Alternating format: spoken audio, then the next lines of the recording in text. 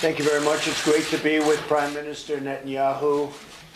We've developed a great relationship, both as countries where I think it's never been stronger, and I can honestly say that, and also as personal friends. We have discussions going with Israel on many things, including trade.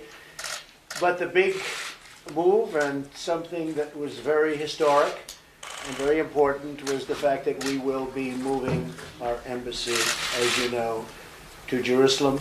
And as we also know, that is way ahead of schedule by years.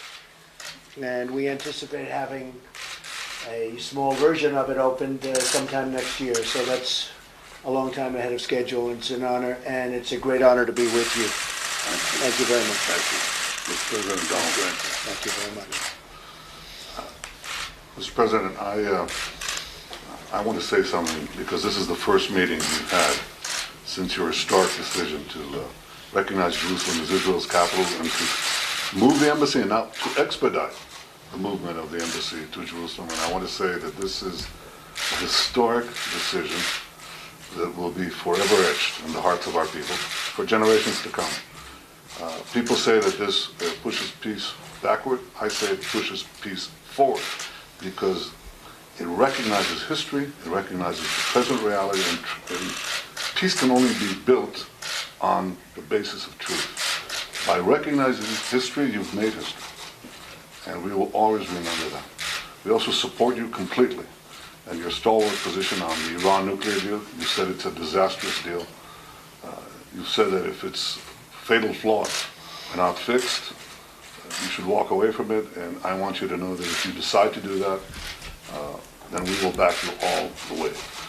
We also appreciate the fact that you confront Iran's aggression with us and with other parties in the region as never before. I've never seen the realistic alliance between the United States, Israel, and your other allies in the region as strong, as unified as it is under your leadership. And the last point is, you stood up for Israel in the UN in a remarkable way, rock solid support.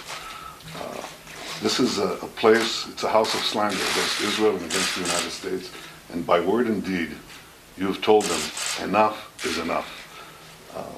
As you finish your first year in office, I want to say that I look forward to continuing our remarkable, tremendous friendship in the years ahead, and I want to express the appreciation of the people of Israel to you. Thank you, Mr. President. Thank you very much, President.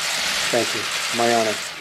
I have to say, on the United Nations, we were pretty much out in the wilderness by ourselves, the United States, and we heard every country was going to be against us. And it was very interesting. I said, you know, we give billions and billions of dollars to these countries. It amounts to hundreds of millions and sometimes into the billions for certain countries, and they vote against us. And I made a very simple statement that I'm watching. I'm watching.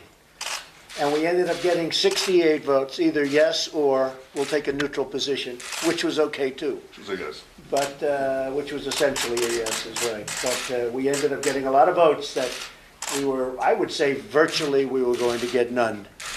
And we give billions of dollars away every year to countries, and in many cases those countries don't even support us. They don't support the United States. Israel has always supported the United States. So what I did with Jerusalem was my honor. And hopefully we can do something with peace. I would love to see it. You know, if you look back at the various peace proposals, and they are endless, and I spoke to some of the people involved, and I said, did you ever talk about the vast amounts of funds, money, that we give to the Palestinians? We give, you know, hundreds of millions of dollars. And they said, we never talked. Well, we do talk about it. And when they disrespected us a week ago by not allowing our great vice president to see them, and we give them hundreds of millions of dollars in aid and support, tremendous numbers that nobody understands. That money is on the table, and that money is not going to them unless they sit down and negotiate peace. Because I can tell you that Israel does want to make peace, and they're going to have to want to make peace too, or we're going to have nothing to do with it any longer. This was never brought up by other negotiators, but it's brought up by me. So I will say that the hardest subject they had to talk about was Jerusalem. We took Jerusalem off the table, so we don't have to talk about it anymore. They never got past Jerusalem. We took it off the table. We don't have to talk about it anymore. You won 1 point, and you'll give up some points later on the negotiation, if it ever takes place. I don't know that it ever will take place. But they have to respect the process also, and they have to respect the fact that the U.S. has given tremendous support to them over the years in terms of monetary support and other support. So we'll see what happens with the peace process, but respect has to be shown to the U.S., or we're just not going any further. Thank you all very much. Mr. President, are you We're heading out. Let's answer your question. Mr. President, when will we see a peace plan?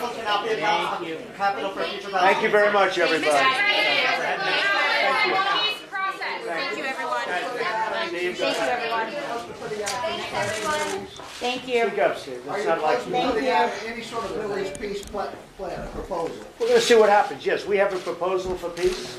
It's a great proposal for the Palestinians. I think it's a very good proposal for Israel. It covers a lot of the things that were over the years discussed and agreed on. But the fact is, and I think you know this better than anybody, there were never any deals that came close because Jerusalem, you could never get past Jerusalem. So when people said, oh, I set it back, I didn't set it back, I helped it. Because by taking it off the table, that was the toughest issue. And Israel will pay for that. Look, Israel, something's going to happen. They'll do something that's going to be a very good thing. But they want to make peace, and I hope the Palestinians want to make peace. And if they do, everybody's going to be very happy in the end. We'll see what happens, Steve. How We'll will see what Israel happens. Mr. President, any comments about Abu Mazen's remarks How will regarding you Israel pay for personally? it? No, I didn't really read his remarks personally. I think I'm probably better off not seeing them. But we've done a lot for them.